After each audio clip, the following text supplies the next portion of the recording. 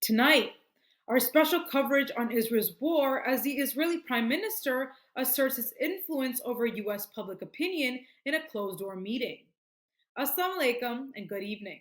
This is Muslim News Canada on Muslim Network TV. I'm Aisha Ashraf.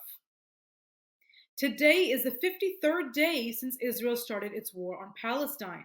It is also the International Day of Solidarity with the Palestinian people. The day is rooted in the 1947 UN General Assembly resolution advocating for the partition of Palestine into Arab and Jewish states. During the truce, the bodies of 5 premature Palestinian babies have been found in Al Nasser Hospital in Gaza. The facility has been severely damaged by Israeli bombings. Despite evacuation orders on November 10th, the infants were not among those safely relocated. Journalists from an Emirati TV channel have made the grim discovery. Muslim News Canada could not verify the claim. During the truce, Israeli hostilities have not halted completely. Israeli gunboats reportedly shelled Khan Yunis's coast. In the second incident, the Israeli Navy fired on a Palestinian boat off of Gaza's shore.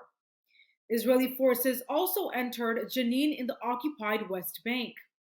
Israeli bulldozers damaged vital infrastructure, Israeli drones targeted homes and vehicles, and mass arrests occurred. During the incursion, 2 children were shot and killed. At the time of writing, 30 Palestinian women and children have been released from Israeli prisons.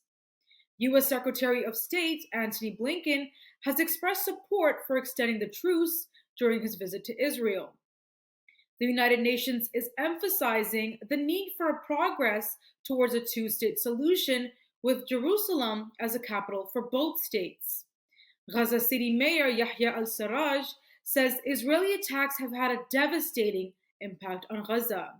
He says 60% of the infrastructure in the city is demolished. Thousands of people are now homeless. They either live in schools or shelters or at their relatives' houses.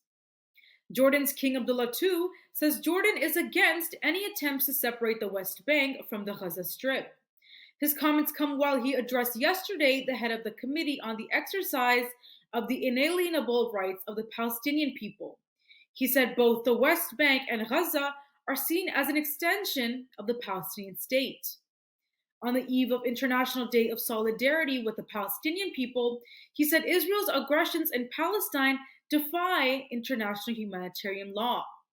He called on the global community to act and compel Israel to lift its blockade on the Gaza Strip. The king reaffirmed Jordan's stance against reoccupying parts of Gaza or establishing buffer zones within it. Israeli Prime Minister Benjamin Netanyahu has held a closed-door meeting with members of his Likud party in a bid to secure their support.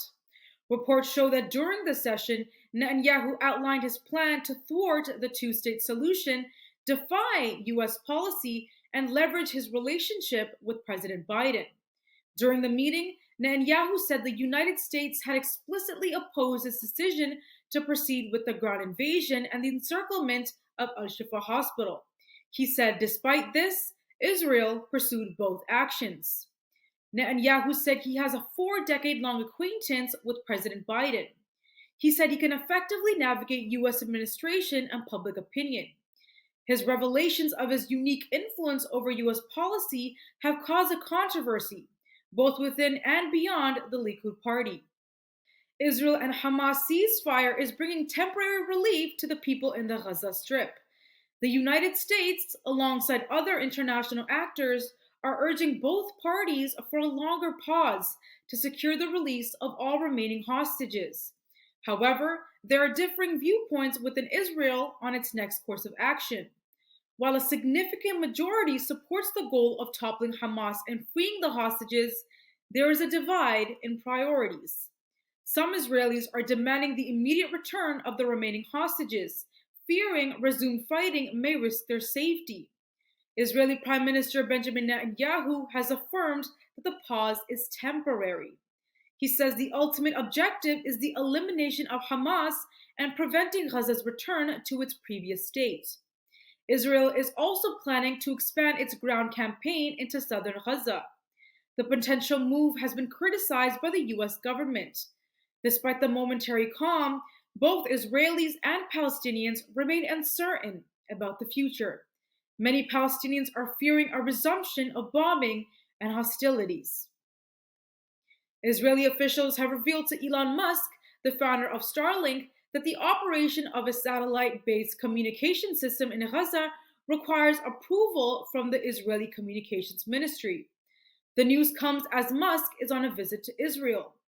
Previously, Musk had pledged to extend Starlink services to aid organizations in Gaza after a communication blackout caused by Israel. During his stay, Musk has met with Israeli President Isaac Herzog. Herzog has discussed the rise of anti Semitism on social media platform X. The visit has drawn criticism from pro Palestinian activists for not addressing the aftermath of Israeli bombardments in Gaza. The hashtag Visit Gaza has emerged, urging Musk to engage with Palestinian voices and families affected by the conflict. A senior CIA official has made headlines by posting pro Palestine content on her Facebook page during Israeli bombardment on the Gaza Strip. The CIA's Associate Deputy Director for Analysis modified her Facebook cover photo to feature a person waving a Palestinian flag on October 21st. She had previously shared a selfie with the Free Palestine sticker before Israel started its war. However, both posts were later deleted. The CIA usually maintains a low profile, especially for those in intelligence roles. It is unusual for senior officials to publicly express their political views. The Associate Deputy Director for Analysis oversees the evaluation of raw intelligence gathered by field officers abroad, ultimately contributing to the President's daily brief. The news comes after reports of dissent have been emerging within the US State Department and the National Security Council. Canadian province Manitoba has unveiled plans to incorporate anti-Islamophobia toolkits and Holocaust education into the K-12 curriculum. This initiative is being welcomed by educators and members of the Muslim and Jewish communities. The news comes as anti-Semitism and Islamophobia are at an all-time high, both in Manitoba and across the nation. Premier Wab Kinew announced these measures after his election as part of his commitment to combat hate.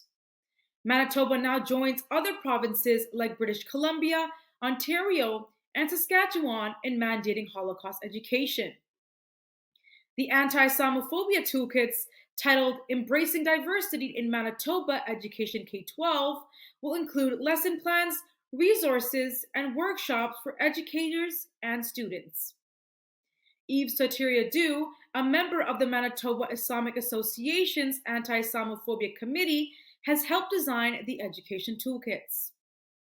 A 33-year-old man has been arrested and charged with multiple hate crimes after attacking a Yemeni American Muslim woman on a New York City subway. The victim, who had a Palestinian flag, was on her way to a pro-Palestinian rally. The attacker began to harass her, calling her a terrorist. He then snatched and broke her flag and hit her in the chest. The police initially dismissed the victim's report. However, the arrest was made days later when a video of the incident went viral. The suspect, Greg Kutzin, is a Manhattan-based finance director. He faces several charges, including assault, robbery, and harassment. He has pleaded not guilty to all counts and has been released on recognizance. The incident, shared by the Yemeni Alliance Committee, has gained over 1 million views on social media. Thank you for watching. Our news is produced by Muslim Network TV, which is a not-for-profit organization. We need your support for donations. Please scan the QR code on our broadcast or visit muslimnetwork.tv to donate now, so we can continue to amplify the voices of Muslims in Canada and abroad.